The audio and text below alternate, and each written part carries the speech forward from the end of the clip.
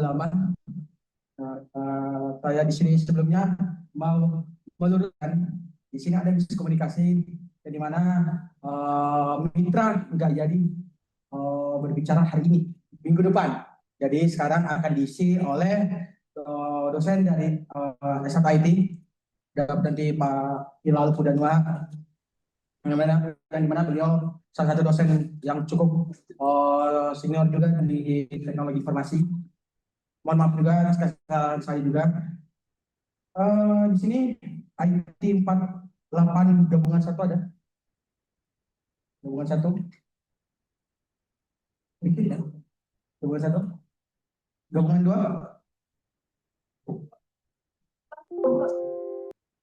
Gabungan dua.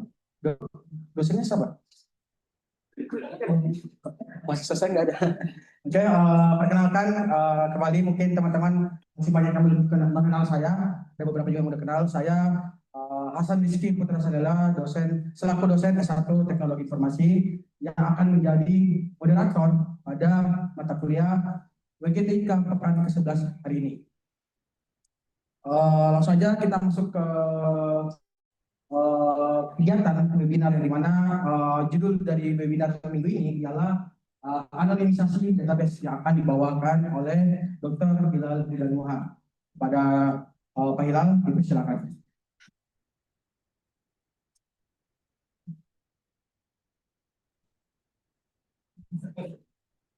Oke, selamat sore semua. Assalamualaikum warahmatullahi wabarakatuh. Kita masih banyak yang walaupun wisuda ya. Biasanya ini yang sudah diminta online dari hari Kamis ya, hari ini ya, hari ini gitu. Biasanya Rabu sore itu sudah pada pulang kampung, apalagi yang rumahnya Jabodetabek. Berarti yang di sini kayaknya di luar ini. Untuk menghemat biaya ya. Oke, ini materi dadakan ya dari yang harusnya ini ya, harusnya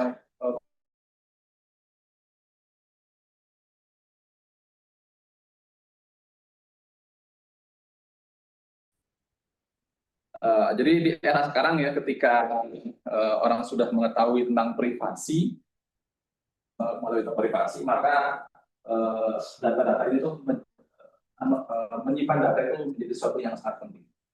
Saya yakin kalian semua mempunyai sosial media ya, ada punya Instagram, ada yang punya TikTok mungkin dan sebagainya. Nah kalau sekarang zaman saya dulu, kalau kita menuliskan nama di sosial media itu sejelas mungkin. Nama saya Hilal Pudanwa, saya tulis nama selengkap mungkin, nggak ada huruf yang hilang, nggak ada huruf yang kelewat. Bahkan kalau perlu dituliskan juga nama kakek neneknya, kakek orang tua kakeknya, misalkan Pudanwa bin siapa, gitu. Dulu seperti itu. Tapi kalau sekarang kalau saya lihat saat ini, rata-rata kita pun orang-orang tuh menutup lingkaran sosial medianya gitu. Nah itu nama-namanya pun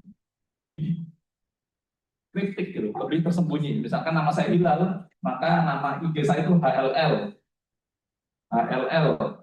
HN dan sebagainya. Jadi mungkin hanya ada hanya ada konsonannya saja gitu ya. Jadi kalau generasi saya lulus kuliah itu 2009, itu awal-awal Facebook atau sosial media. Saat itu orang-orang mulai pada awalnya pada saat itu ya orang-orang pada pamer semuanya gitu ya. Saya punya Facebook, saya punya semuanya ditulis gitu. Di Facebook itu kan ada ininya. Saya nggak tahu apakah kalian ada Facebook apa enggak. Yang jelas generasi saya masih Facebook. Gitu. Jadi kalau saya mau flexing, saya mau pamer karir saya mau pamer punya barang baru, punya mobil baru, punya motor baru, itu flexingnya lewat Facebook. Atau misalkan anak saya dapat nilai bagus, flexingnya lewat situ, karena jaring saya di situ semua. Umuran saya rata-rata di situ. Betapa juga saya pamer di misalkan di TikTok yang teman-teman saya itu ini gitu, nggak ada yang saya kenal gitu, nggak bisa flexing di situ gitu. Nah, Jadi awal-awal itu pun semuanya ditulis gitu.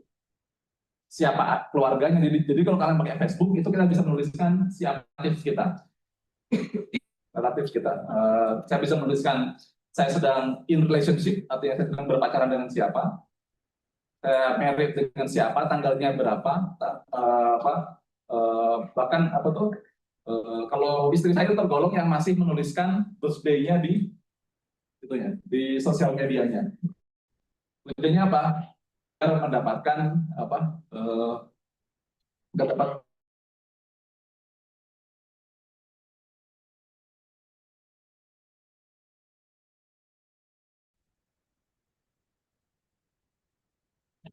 ya saat itu mungkin saya juga nggak kebayang gitu. Saya itu saya masih baru lulus S1, penghasilan saya pun ya pas-pasan ya. Kalau pasan rekening bank saya pun ya sekali pakai ya, dapat gaji atau dapat proyek habis itu langsung habis gitu kan. Jadi saya nggak kepikiran apa ngapain orang itu ngambil informasi saya atau bahkan ya udah ambil aja rekening saya atau nggak ada isinya gitu kan saat itu. Tapi sekarang konsep cybersecurity tidak seperti itu. Konsepnya yaitu istilahnya ambil sekarang, panen nanti. Ambil sekarang artinya saya lupa istilahnya kan, plus harvest later lah gitu. Grab now, harvest later. Ambil informasi sekarang, harvest later. Ini berarti dua konsep ya, dua konsep. Bisa jadi memang sudah dienkripsi, sudah ditutup datanya, tapi susah untuk dibuka karena kita nggak tahu passwordnya. Kalau kita pakai teknologi sekarang, pakai untuk komputer biasa, mungkin butuh ratusan tahun, jutaan tahun untuk membuka, ingin menebak database, ingin menebak isi dari data tersebut. Tapi kalau kita pakai komputer kuantum yang mungkin lagi sudah ada, itu mungkin kita bisa membobol dalam waktu yang sangat singkat. Pertama. Konsep yang kedua juga bisa jadi harvest letter-nya ini, oke, siapa? Ya si Farida, saya tanya si Farida. Si Farida misalkan dia mungkin dia punya rekening saat ini gitu kan. Dia mungkin masa bukan orang penting. Mungkin di rekeningnya dia paling cuma ada 500.000, ya dalam 300.000 atau mungkin 1 juta gitu kan. Dia nggak merasa ya nanti terus dengan rekeningnya dia gitu. Tapi bisa jadi jadi dia dari sekarang sudah ada orang yang sudah mengincar data-data pribadi dia gitu. Misalkan dia pengen tahu nama orang tuanya siapa, nomor rekeningnya berapa dan sebagainya. Suatu hari nanti ketika si Farido udah lulus, sudah kerja jadi direktur, mungkin rekeningnya sudah sangat tinggi, sudah sangat banyak isinya, sudah miliaran. Akhirnya saatnya si orang yang mencuri identitas tadi, ya ini saatnya memanen apa yang sudah saya siapkan dari awal. Jadi ada dua konsep apa tuh harvest letter-nya ini, panen kemudian hari. Nah, karena itu kita perlu menjaga kerahasiaan data kita sebaik mungkin. Di Indonesia tahun 2022 sudah diterapkan UU PDP, Pelindungan Data Pribadi. Salah satunya penerapannya yaitu ketika ketika institusi apapun yang menyimpan data kalian itu harus menerapkan kebijakan-kebijakan tertentu. Mungkin kalau kalian kebayangnya di luar negeri, buka web luar negeri ya, apapun itu pasti kalian pertama kali diminta accept cookies, ya enggak? Kalau web Indonesia jarang ya. Di Indonesia ya value itu nggak ada ya accept cookies-nya. Di Indonesia jarang, tapi terus kalau value ada, undip ada undip.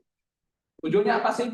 Jadi sedikit apapun data yang diambil melalui halaman web itu adalah tanggung jawab dari si pemilik web tersebut. Dan kita berhak menjaga apa saja yang boleh disimpan. Ketika seseorang membuka halaman web, kira-kira halaman web tersebut bisa mengetahui informasi apa saja dari kalian. Ya kalau login otomatis tahu ya, karena kalau nggak login kan setidaknya dapat OS, apalagi browsernya apalagi alamat IP-nya ada. Nah itu ada beberapa informasi yang bisa jadi sangat penting nantinya. Nah itu kalau di luar negeri itu sudah menjadi hal yang wajib. Apalagi kalau kita sudah sampai login, kita sampai upload gambar, upload foto, itu semuanya harus dijaga. Nah, mungkin kita nggak masuk ke PDP-nya tersebut, nah kita masuk ke sedikit hal teknis dari anonimasi data tersebut. Next.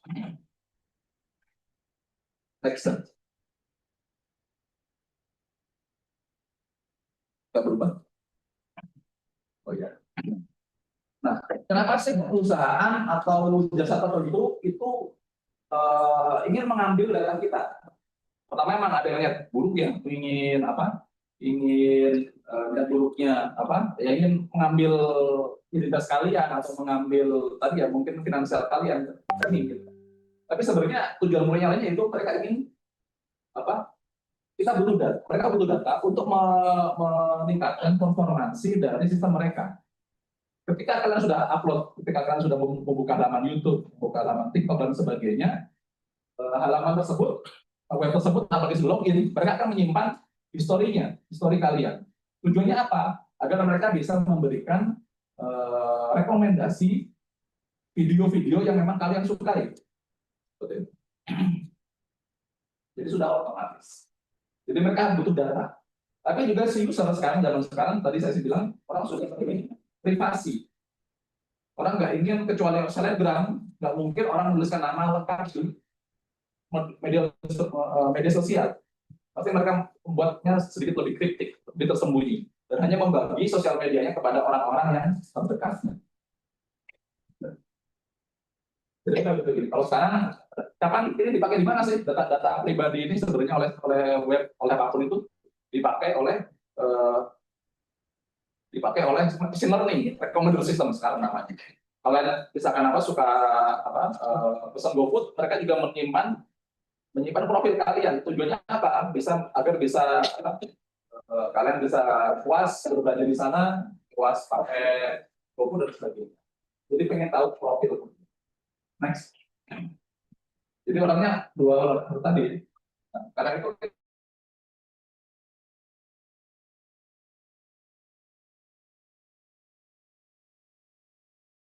seterbuka, berarti tetap seaman mungkin lah. Nah ini sebenarnya konsep ini sudah ada sejak tahun 2006. Terus sejak Netflix mulai berjaya. Jadi 2006 tuh Netflix itu sudah mulai jaya. Sebelumnya apa sih Netflix ini? Belum ada sebenarnya. Ya kan? Nah, ada namanya Blockbuster. Blockbuster itu apa sih? Rental CD dan DVD di Amerika. Ada yang pernah ngalamin? CD dan DVD masih pernah. Nah, kayak gitu saat itu. Itu Blockbuster itu mereka formal, artinya kalau film bioskop itu sudah nggak laku, mereka akan dikirim ke udah nggak laku ya, sudah turun layar, mereka akan dibuat versi CD dan DVD-nya dan akan disewakan, direntalkan di Blockbuster tadi. Nah, jadi resmi gitu ya, resmi. Kalau di Indonesia kan film bajakan ya, alami. Netflix ya. Nah, Netflix ini sejak tahun 2000 awal 2000-an lah, gitu, mereka sudah melihat potensi internet dan mereka pun menawarkan konsep yang baru. Kita nggak lagi rental CD DVD, tapi kita akan memberikan streaming video film berkualitas melalui internet. Nah, saat itu sebenarnya kisahnya sama seperti Google versus Yahoo. Sama-sama mesin pencari ya. Nah, saat itu juga sama. Si Netflix tidak melihat bahwa si Blockbuster tidak melihat bahwa Netflix ini akan menguntungkan. Jadi mereka menolak prestasinya, mereka menolak membeli. Akhirnya Netflix jalan terus, dan akhirnya mereka seperti dan akhirnya Blockbuster tinggal berjalan. Itu kalau film-film mahal ya, film-film baru dulu istilahnya tuh Blockbuster movie. Itu masih merujuk pada filmnya. Rental tadi. Nah, salah satu susunan dari sistem seperti apa? Ini recommender system. Sistem merekomendasikan film sesuai dengan profil dari penontonnya. Jadi tahun 2006 sudah mulai. Nah, saat itu Netflix pun sudah menyadari bahwa mau tidak mau nanti mereka harus menjaga data ini nanti. Nah, bagaimana mereka bisa membuat sistem recommender film tadi tanpa menyimpan data-data yang sensitif. Nah, akhirnya mereka membuat challenge, membuat kompetisi. Next. Jadi kompetisinya apa? Machine learning, membuat model machine learning untuk memprediksi rating dari seorang pengguna atau rating dari sebuah film dari seorang pengguna. Saat itu pun mereka datanya cukup besar, ada 100 juta rating. Terus dari 480.000 user. Kalau sekarang mungkin usernya nggak jauh beda ya, tapi cuma kadang-kadang sering apa sering akun ya. Gitu.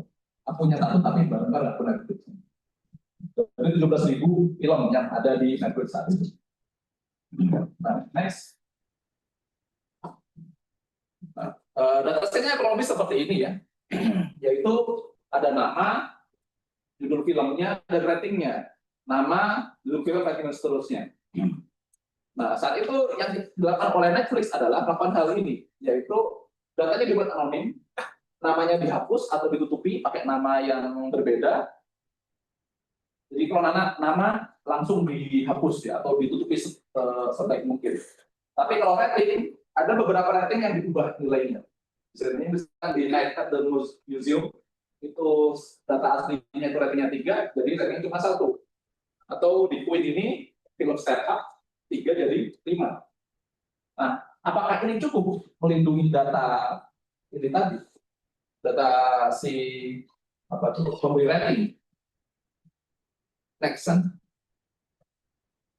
Nah, ternyata tidak cukup ya. Jadi di paper ini Arvin dan juga Vitali ini, orang Rusia dan India ini, mereka melakukan gabungan data.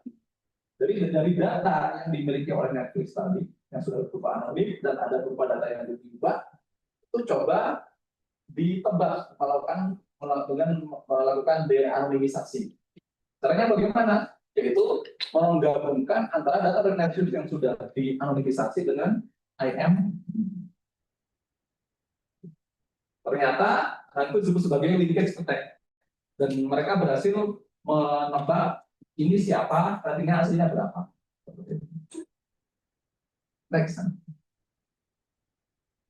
Kasus yang lain yaitu terbongkarnya data kunjungan rumah sakit. Ya. Ini contohnya ini di kasusnya Gubernur William L. di Gubernur Massachusetts di Amerika Serikat, Gubernur negara bagian.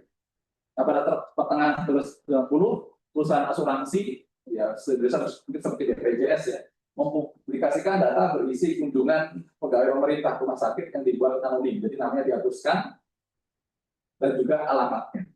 Jadi cuma ada penjual rumah sakit dan mungkin beberapa data-data penyakitnya apa. Next.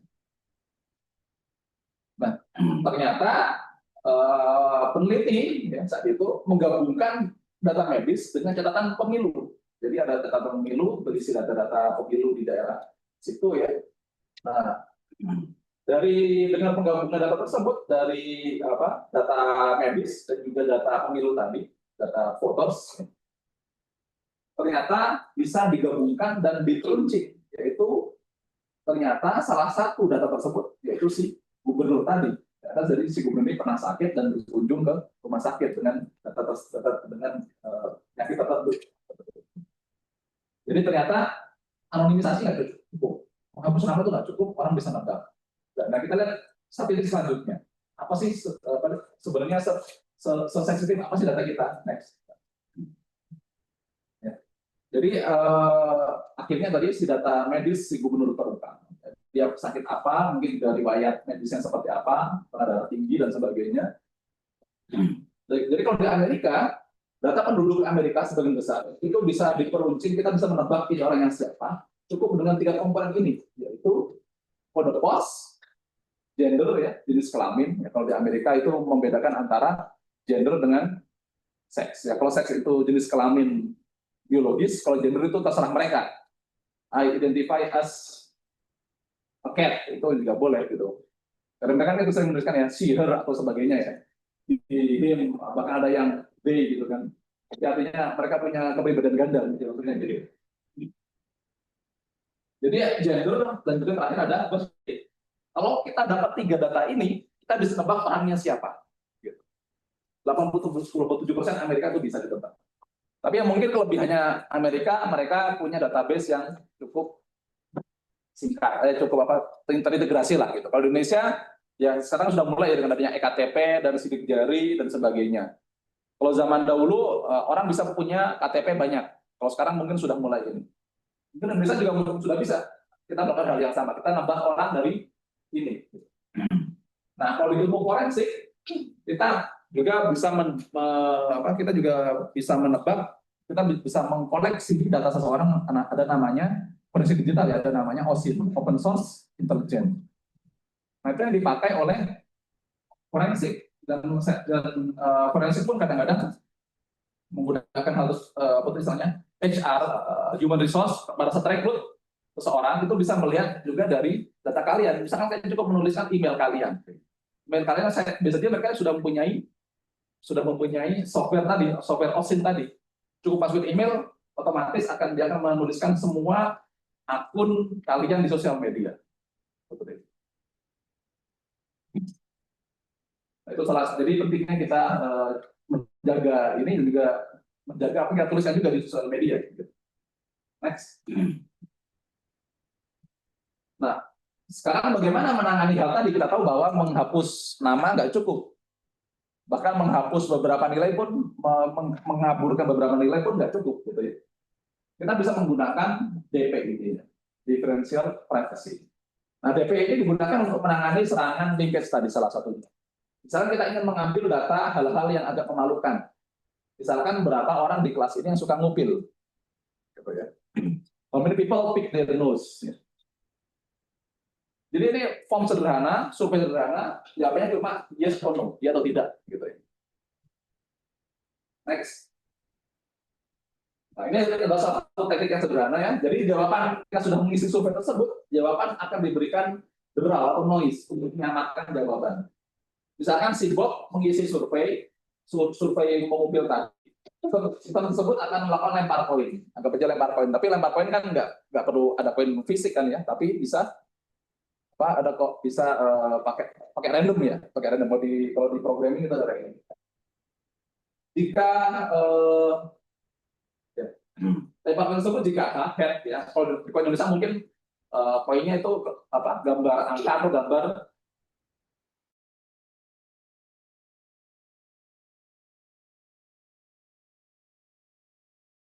maka jawabannya akan langsung disimpan dengan nilai sebenarnya. Jadi disimpan sederhana. Tapi jika keluarnya tail atau keluar gambar Garuda, maka dia akan lempar koin lagi untuk menjawab, untuk mengisi jawabannya. Jadi lempar koin lagi. Jika yes jika head akan diisi no, jika tail akan diisi yes. Seperti itu. Nah, jadi kalau di sini kalau kita lihat, kalau anggap aja koinnya itu koin pair, ya, koinnya pair, artinya koinnya seimbang. Koin itu seimbang nggak kalau koin kalian? Bisa jadi nggak seimbang ya. Saya yakin pasti 50 lebih sekian %. Nggak mungkin 50-50. Karena memang koinnya kan tidak jadi karena gesekan udara, kontur teksturnya atau belah itu jadi akan membuat ini koin tidak fair. Maupun jadi ke lemparan kalian, karena mungkin kalau orang yang terbiasa lempar kanan akan berbeda dengan orang yang terbiasa dengan lempar kiri. Jadi anggap aja ini koinnya fair, maka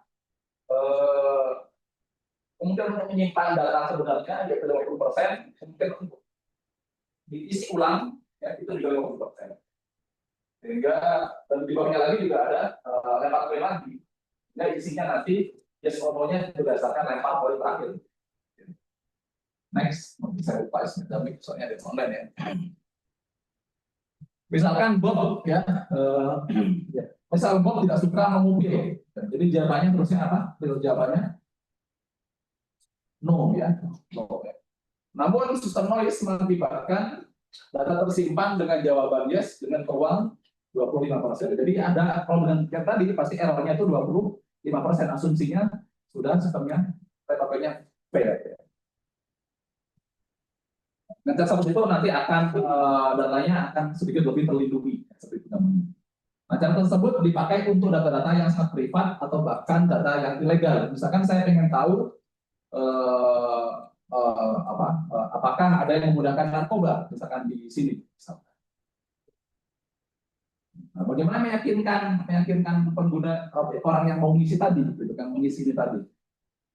Ya, kita bisa, kita sudah pakai algoritma anonimisasi misalkan seperti itu. Cara meyakinkan. Nah, jadi cara ini akan melindungi responden, ya. Namun ya tadi ya kita tahu sendiri bahwa di sini kalau kita menggunakan algoritma lempar koin tadi dan jawabannya hanya yes dan no, maka peluang errornya itu 25% atau seperempatnya. Artinya seperempat dari data yang kita input itu ada yang salah. Artinya akan mengakibatkan hasil survei kita juga jelek.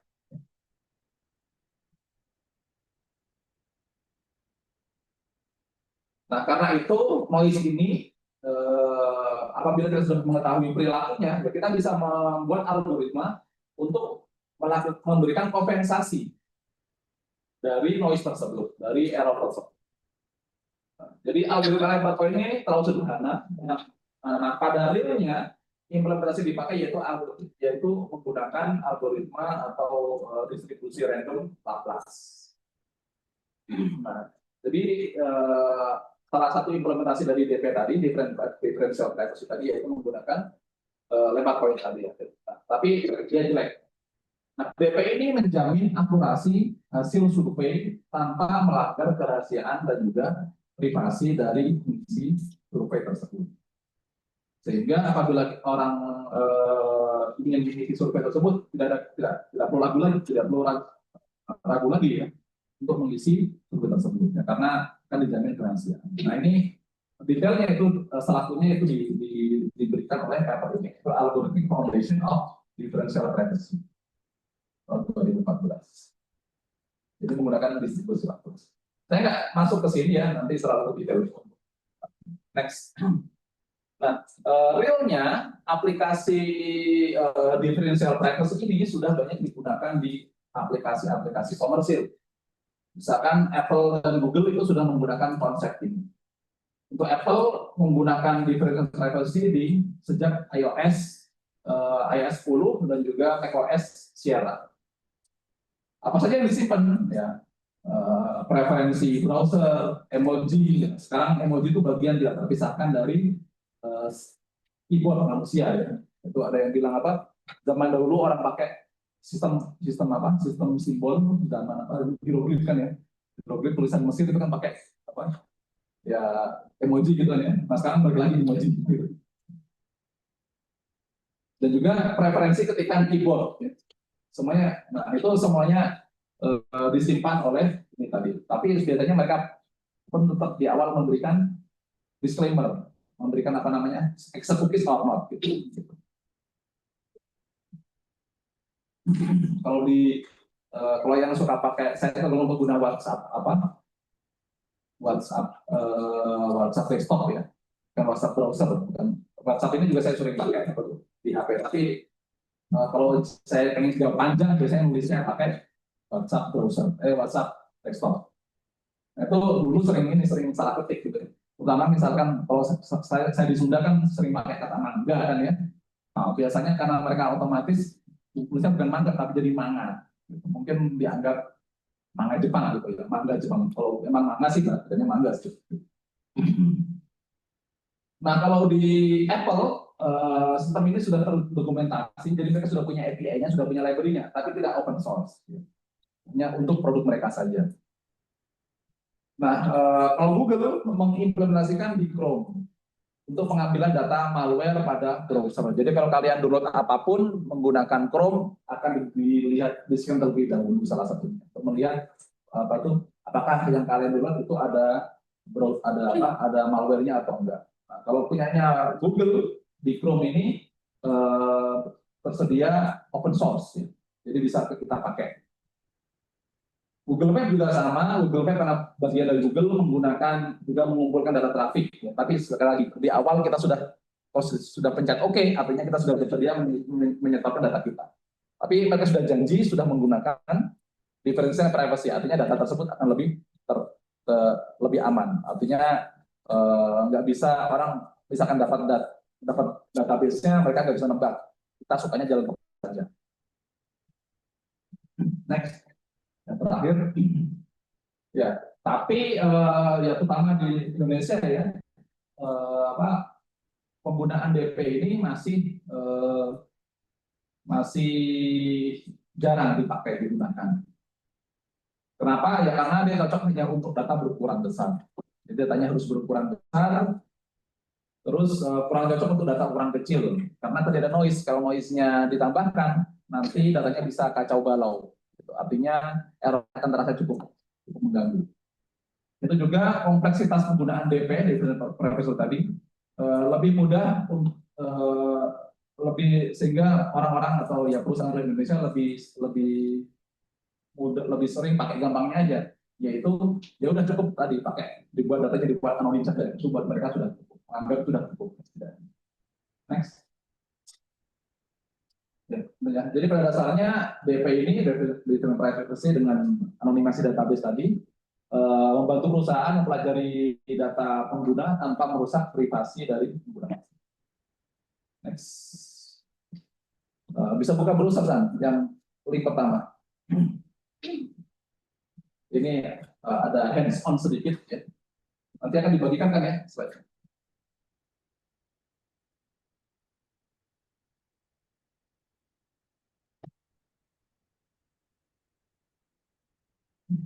Bisa buka browser ini. Jadi ini nanti ada implementasi dari algoritma Lamarck tadi, walaupun mungkin tidak saya buat tidak fair ya kalau nggak salah, saya lupa. Bisa kan? Ini algoritma Lamarck nggak kelihatan ya. Oke, ya gampangnya ini implementasi ya. Scroll bawah. Tadi kan ada 2 poin ya, atas dulu.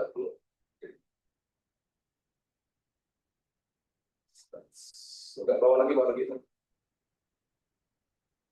Oke, jadi anggap saja X ini adalah data awal. Artinya anggap aja 0 ini adalah dia menjawab no, 1 menganggap yes. Ya. Jadi nanti kan juga ada tugas ya. Tugasnya itu ngambil data dan implementasikan di sini. Terserah kalian apa gitu. Apakah kalian depok atau enggak gitu misalkan. 0101 dan sebagainya. Jadi 0 itu jawabannya no, 1 itu jawabannya yes. Nah, ini data asli, artinya belum kita lakukan lempar koin. Nah, setelah kita lakukan lempar koin,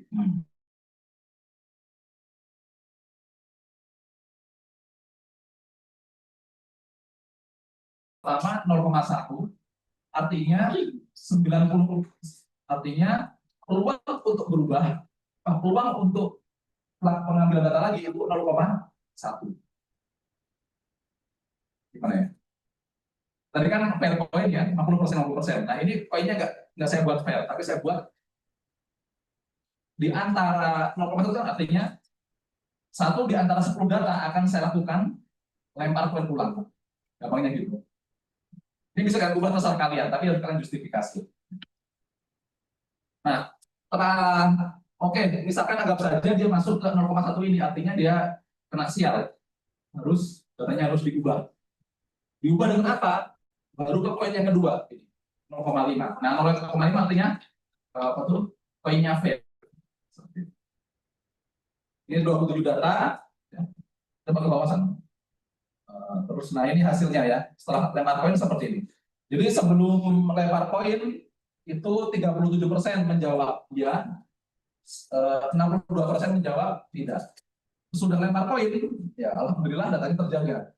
Artinya hasil pollingnya tidak berubah, yaitu yang menjawab ya 37%, yang menjawab tidak 62%. Bagaimana detailnya? Ini data aslinya, data asli. Kita lihat, dan ini ada data yang sudah lempar koin. Kalau kita lihat di sini, ini ada data yang berubah. Misalkan yang aslinya 0, tapi di sini diisi dengan 1. Terus mana lagi? Ini 1 dan 0 dan seterusnya. Nanti keluar apa? Hasil. Ini beberapa strik lainnya yang bisa kita paham.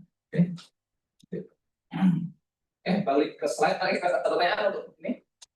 Nanti bisa kalian lihat ya. Sebenarnya kalian cuma input data aja. Next, balik ke slide tadi. Next, terakhir ini buat tugas ya. Tugas nanti mungkin di LMS ya. Kata waktunya berapa, terserah Pak Hasan nanti waktunya berapa ini. Jadi kalian buat form dengan pertanyaan unik ya. Jadi kalau bisa unik. Jadi kalau di sini saya tuliskan pilih ayam, bubur ayam dicampur, tidak, itu yang dipakai. Kalian jadi akan dipakai teman kalian. Jadi ini individu dan kalian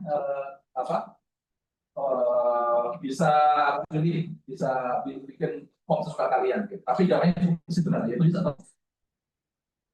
Jadi buat pertanyaan sembarang ya, bisa seperti ini atau buat pertanyaan yang sensitif atau rahasia. Misalkan apakah kalian tadi misalkan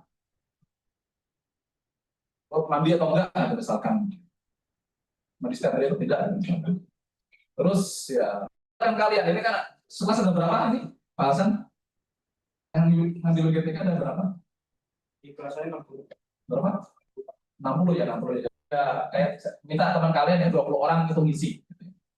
Jadi bisa saling mengisi form survei teman kalian. Bisa pakai Google Form atau pakai misalkan ada WhatsApp grupnya, bisa pakai WhatsApp grupnya.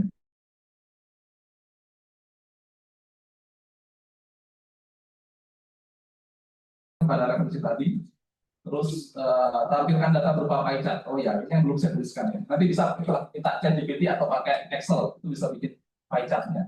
Baik itu sebelum maupun sudah implementasi algoritma dan Parcoin.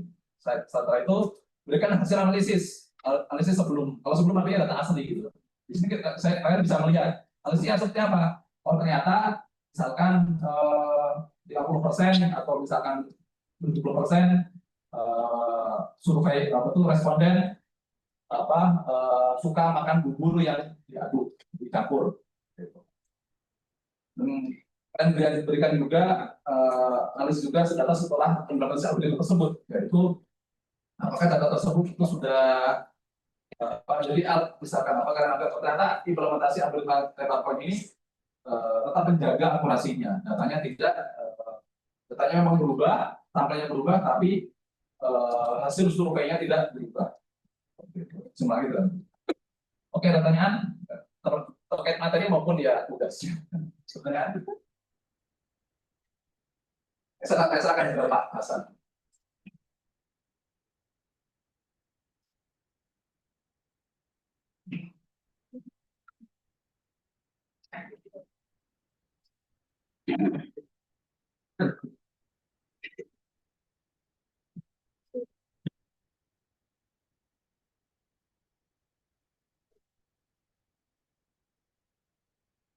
Terima kasih banyak kepada Bapak Dr. Jalal yang telah memberikan materi singkat mengenai Anonymous Database.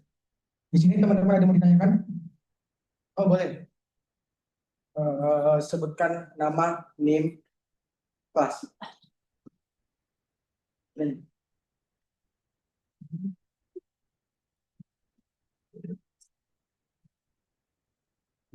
Saya Muhammad Maulana Muhammad dari kelas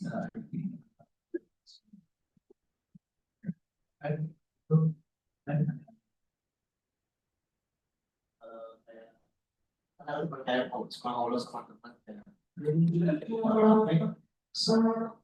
kita sosial media dari pas kita sosial media itu kalau HP ya boleh betul itu kenapa tuh data kita tuh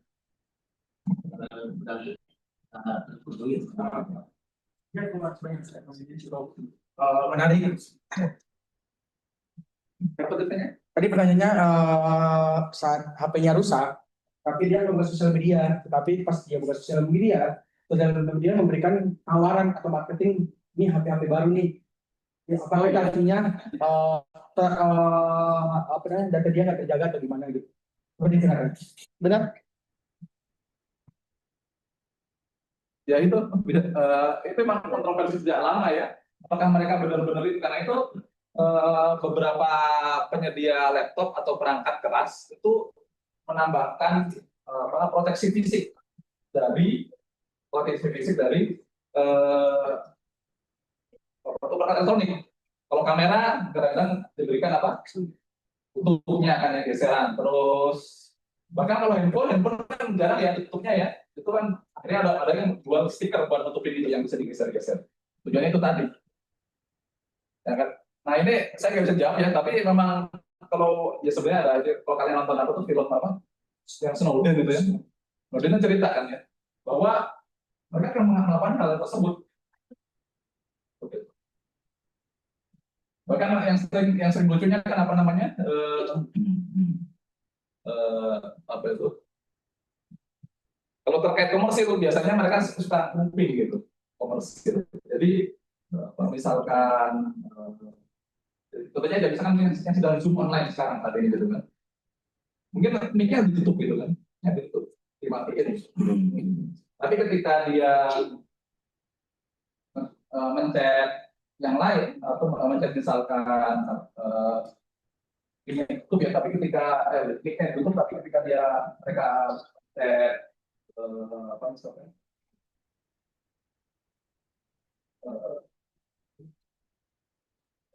ketika itu, tapi ketika dia bilang apa, misalkan saya butuh liburan, tiba-tiba iklan yang muncul di sosial medianya semuanya kan liburan, gitu, hotel, sawah, tiket dan lain-lain. Itu jadi memang sering terjadi.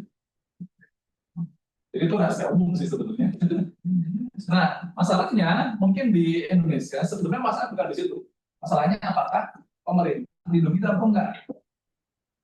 Nah, sejak munculnya apa kesadaran terhadap privasi tadi, Amerika pun mulai itu tadi. Dan kalian juga harus sadar ketika kalian mencet term and condition. Kalau kalian install aplikasi apapun, jangan lupa baca dulu itu tadi. Karena itu akan menjadi dasar kalian ketika kalian mengajukan keberatan. Banyak orang Amerika, karena mereka yakin dengan sistem hukumnya mereka, kalau itu terjadi dan mereka bisa membuktikan apa bahwa data mereka dibocorkan dan padahal mereka sudah sepakat di awal saya nggak akan membocorkan, apa tuh perusahaan tidak membocorkan, maka mereka berhak mengajukan apa ya ganti rugi. Gitu. Sering kan ya siapa namanya mulai dari siapa aja tuh? Saya rasa kayak si siapa? Maaf ya, itu sudah berkali-kali dipanggil oleh apa ya pengadilan Amerika terkait tadi kurang privasi gitu kan. Dan sebenarnya dia serius sejak awal kan dia kaget gitu kan. Pada saat dia pertama kali bikin face mesh yang awal profitnya Facebook dan lain-lain, dia sendiri kaget. Kok orang-orang pada mengisi dengan sendirinya mengisi data-data ini gitu. Dan itu orang-orang belum sadar. Orang sadar tentang pentingnya kan. Dan undang-undang pun sudah ada sekarang di Indonesia. Tinggal kita punya akses atau tidak terhadap hukum tersebut.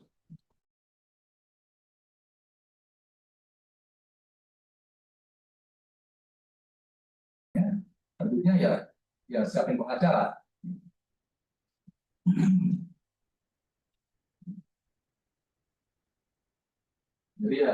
Jadi memang ada sudah.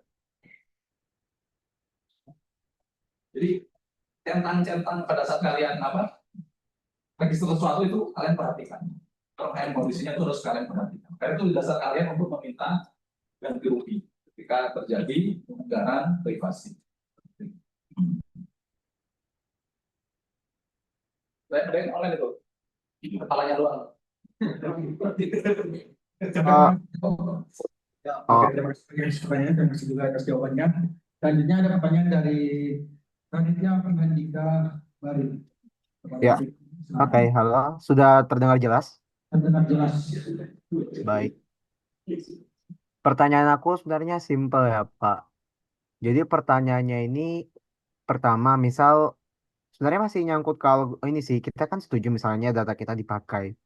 Tapi apa yang terjadi suatu saat ketika algoritma tersebut mengkhianati kita? Misal kita konten TikTok sukanya entertainment food atau gimana, tapi tiba-tiba munculin konten yang tidak senonoh.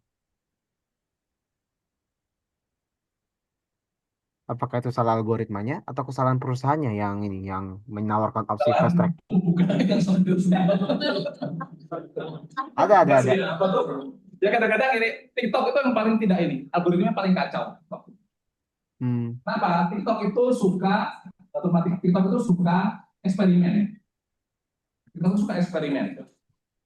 Karena itu buat influencer awal, kalau kalian yang ingin mencari apa tuh subscriber itu paling enak mulai dari TikTok. Karena TikTok itu melihat mereka suka uji coba. Kadang-kadang kita kena random sampling diviralin sama mereka, gitu. Jadi misalkan saya ngerekam apa kucing lagi berantem ya, tiba-tiba lalu saya nggak pernah ngepost gitu. Kalau kalau sosial media yang lainnya mereka melihat kualitas juga gitu. Orang yang suka apa tuh suka ngepost orang yang suka ngepost apa rutin artinya benar-benar profesional dalam mengelola sosial medianya akan diberikan apa peluang untuk jadi viral. Itu untuk misalkan Facebook ataupun misalkan YouTube atau misalkan Instagram. Tapi untuk TikTok mereka suka uji coba. Oh ini orang ini tiba-tiba berregister, tiba-tiba dia apa nge-post tadi ya, yang berantem.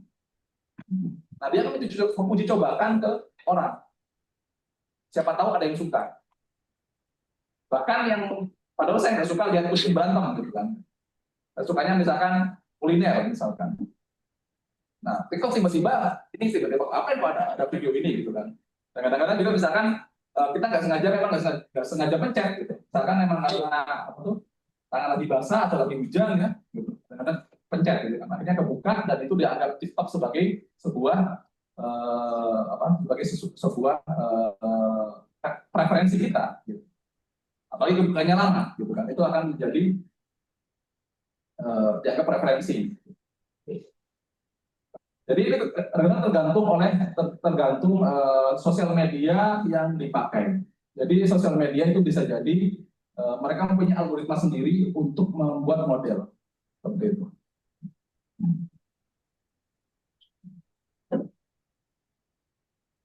Gitu.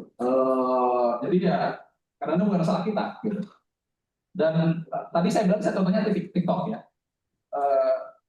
Google sekalipun mereka tidak mungkin saya rasa bisa jadi dalam 1 bulan mereka akan mengupdate algoritma preferensi seseorang itu bisa berkali-kali. Jadi walaupun saya tadi ngasih contoh TikTok bisa jadi Instagram maupun yang lain itu bisa jadi juga melakukan hal yang sama. Nah jadi juga ada pesanan sponsor. Pesanan sponsor seperti apa? Ya tadi gitu apa? Ya misalkan ada sponsor judi, gitu ya. Judi terus dia pengen mengiklankan, dia iklannya ke semua, bukan sekedar orang kan pengennya karena orang kan pengennya iklan kita tuh ditonton memang orang-orang yang berminat, karena pasti akan membuat mereka semakin melakukan transaksi. Tapi ada juga yang memang mereka ya udah sebar aja karena duitnya banyak, iklannya ke semua umur. Gitu. Kadang itu juga terjadi. Ya, seperti itu ya, Raditya ya. Ya, baik. Ada lagi? Untuk sekarang apakah ada solusi nggak buat menangani konten yang nggak kita inginkan tampil? Saya kurang tahu ya, tapi sebagian besar sosial media mereka menyediakan ini riset preference. Kayak Instagram itu kalau kalian lihat di setting itu ada riset preference. Jadi kalau kalian klik itu confirm, maka preferensinya akan dimulai dari 0 sesuai dengan input kalian. Kalau Instagram kan di awal kan kita sudah input kan, kamu suka milih apa? Misalkan teknologi gitu misalkan. K-pop misalkan. Nanti akan muncul seperti preferensi di awal. Jadi ya, ada ini. Wah, begitu. Oke, baik Pak. Saya ngerti Pak. Terima kasih. Ya, oke, sebelum jawabnya. Ada lagi?